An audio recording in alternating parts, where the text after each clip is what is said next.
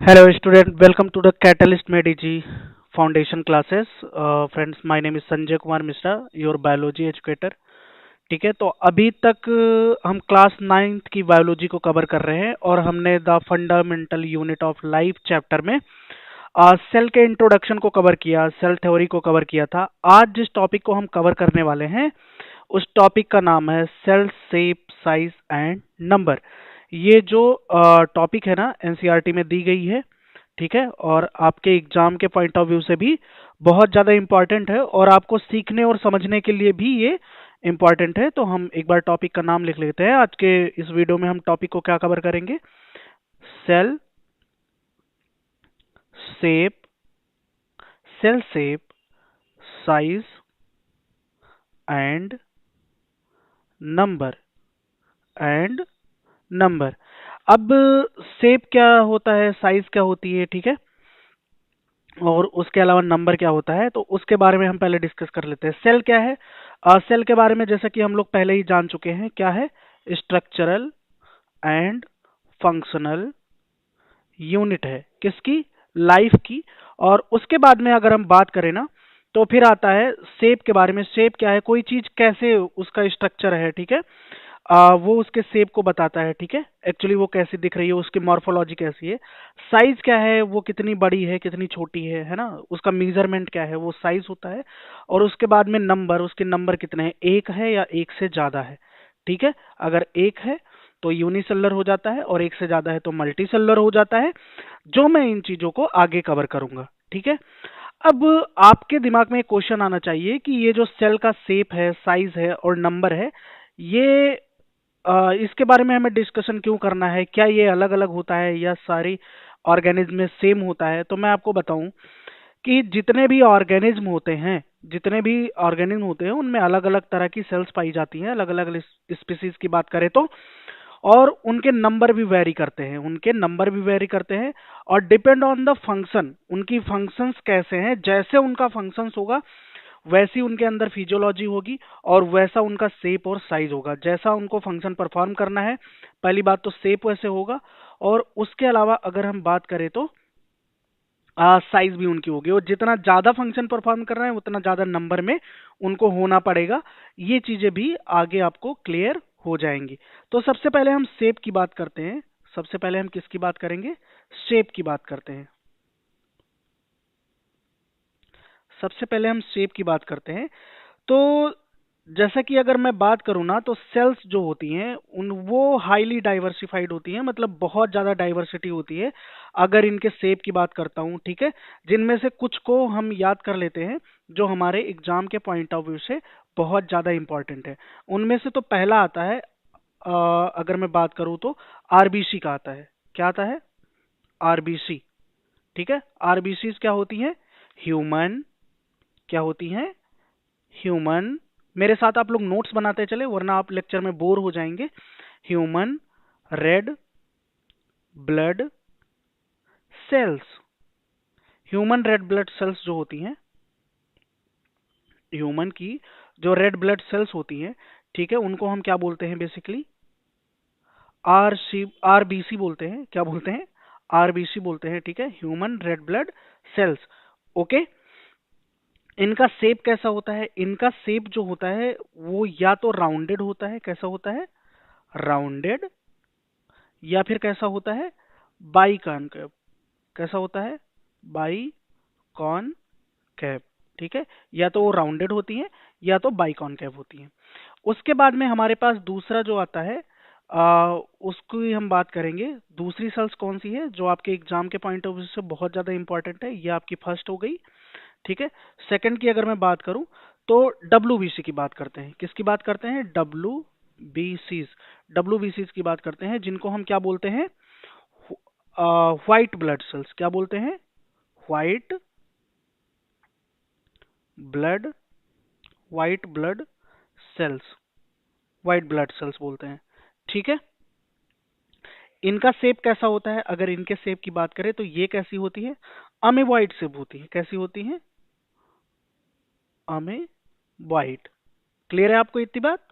उसके बाद में जो थर्ड आपके एग्जाम के पॉइंट ऑफ व्यू से बहुत ज्यादा इंपॉर्टेंट है, वो तीसरा क्या है? तीसरे की अगर हम बात करें तो बात करेंगे हम कॉलुमिनर एपिथेलियल सेल की। किसकी बात करेंगे? कॉलुमिनर एपिथेलियल, एपिथेलियल, ठीक है। कॉलुमिनर एपिथेलियल की अगर मैं बात करूं तो इसका शेप कैसा होता है? ये या तो नैरो होती है या तो लॉन्ग होती है, ठीक है। मतलब नैरो एंड लॉन्ग होती है, नैरो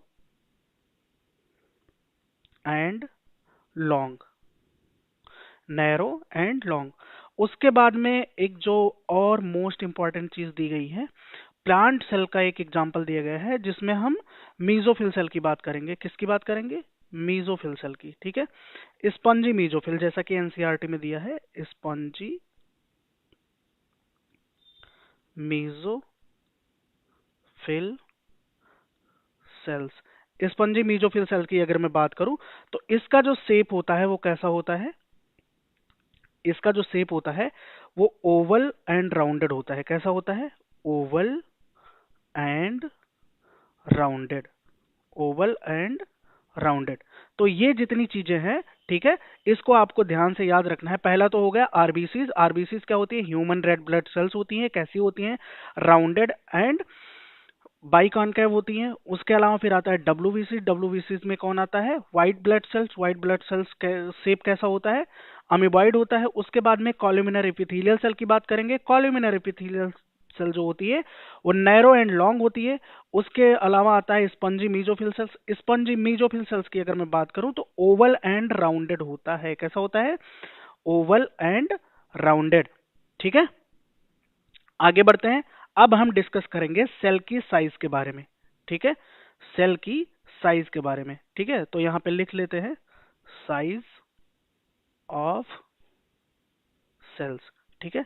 सेल्स की अगर मैं साइज की बात करूं तो सेल के जो साइज होता है ना वो भी अलग अलग होता है। अगर मैं बात करूं ना, in case of plant and animals, in case of plant and animals, the size of cells are uh, varies based on functions, ठीक है।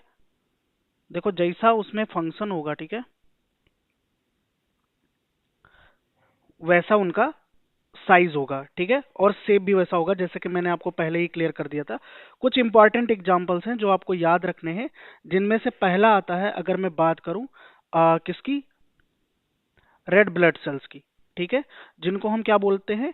एरिथ्रोसाइट बोलते हैं। क्या बोलते हैं? एरिथ्रोसाइट्स,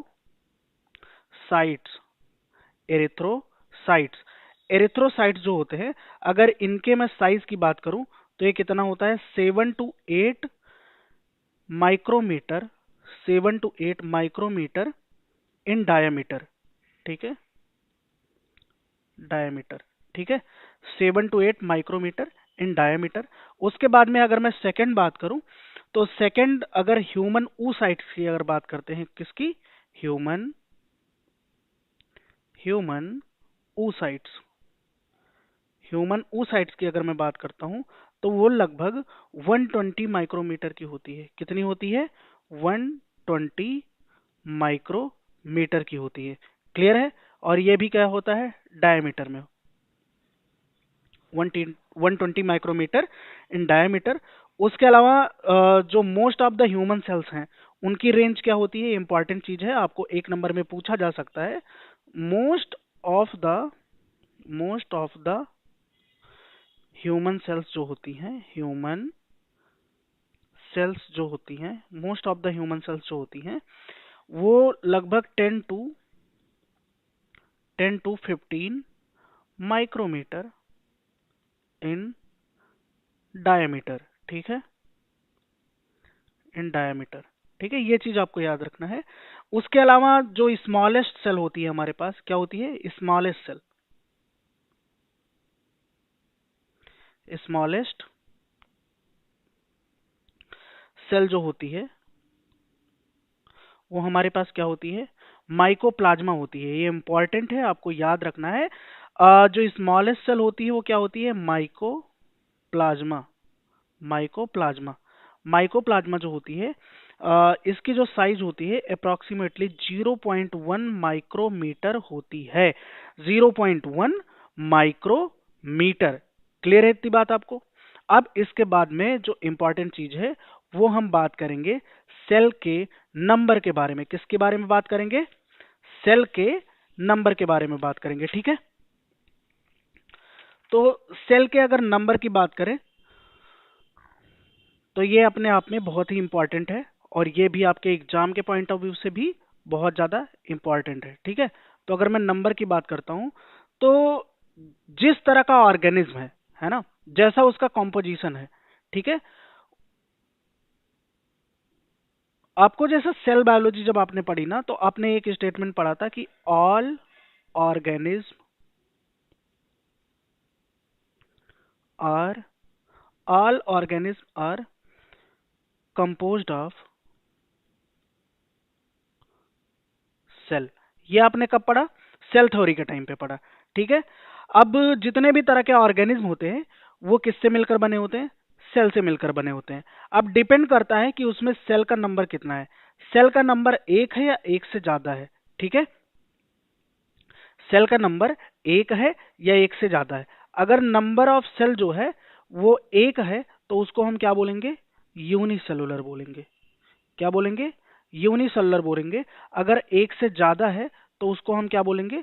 मल्टी सेलुलर बोल देंगे। क्या बोलेंगे? मल्टी सेलुलर बोलेंगे। क्लियर है आपको बात? तो यूनिसेलुलर और मल्टीसेलुलर में आपको डिफरेंस पता चला? मतलब यूनिसेलुलर ऑर्गेनिज्म जो होते हैं, ये अगर इसकी डिफिनेशन पे हम जाते हैं, किस पे? यूनिसेलुलर। यूनिसेलुलर। तो these organism are made up of only single cell, ठीक है? तो organism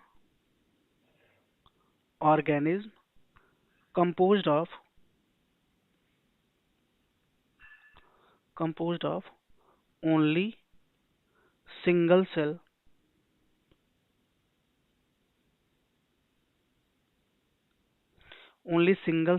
are known as unicellular organism।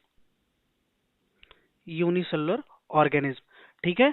Way organism जिनके पास सिर्फ एक ही सेल्स होती है उनको हम यूनिसेलुलर ऑर्गेनिज्म बोलते हैं। अब अगर इसमें भी हम किसकी बात करें? एग्जाम्पल की बात करते हैं, तो एग्जाम्पल में इसके क्या आ जाएगा? एग्जाम्पल में आ जाएगा बैक्टीरिया, ठीक है? अमोइबा, अमीबा, ठीक है? उसके अलावा क्या आ जाएगा? उसके अलावा आ जाएगा प्रोटोजोआ, मतलब क्लेमाइडोमोनास आ जाएगा, आप ऐसा समझ लो। क्लेमाइडोमोनास,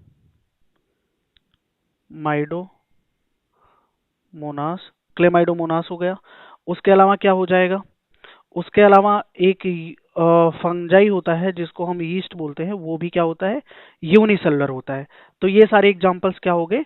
यूनिसेलुलर ऑर्गेनिज्म के हो गए। उसके बाद में आता है मल्टी सेलुलर। क्या आता है? Multi cellular. Multi cellular organism. Multi cellular organism, ठीक है? तो मल्टी सेलुलर ऑर्गेनिज्म में कौन कौन आता है? मल्टी सेलुलर ऑर्गेनिज्म की डिफिनेशन पे अगर जाएं तो organism composed of more than one cell are known as multicellular organism, ठीक है? जिनमें एक से ज्यादा नंबर होते हैं सेल के, उनको हम मल्टी सेलुलर बोलते हैं। अगर इसके एग्जाम्पल की हम बात करते हैं तो इसके एग्जाम्पल में क्या आएगा? इसके एग्जाम्पल में आएगा जैसे कि प्लांट्स, एनिमल्स, एटसेट्रा, ठीक है? ये सब किस में आते हैं? ये सब किस में आते हैं? ये सब आते हैं मल्टी सेलुलर ऑर्गेनिज्म में। ठीक है, तो अभी तक हमने ये चीजें देखी। अब इसके बाद हम नेक्स्ट लेक्चर में कवर करेंगे classification of cells. Classification of cells में हम डिस्कस करेंगे बेसिकली प्रोकैरियोट और यूकैरियोट सेल को।